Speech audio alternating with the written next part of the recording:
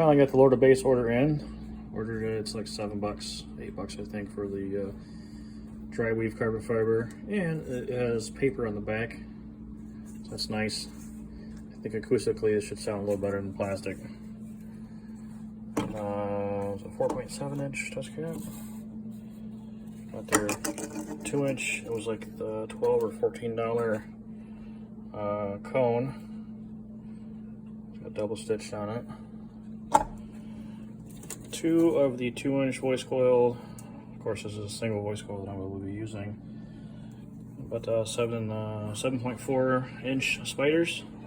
So the top one's going to be stacked like this. This one will sit upside down. Be spaced apart.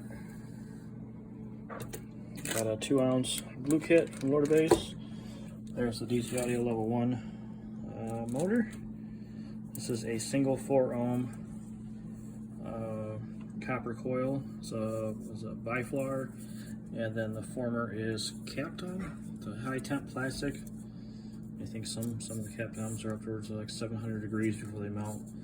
So should have less resistance than the aluminum, and then having some good, it's got hefty weight to it. This coil is, I think it was a 1/4 inch or longer than the coil that came out of this. And it seems to fit just fine.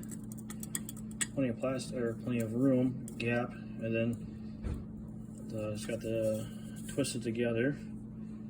So I think this actually goes down slower than some of my dual 2 ohms.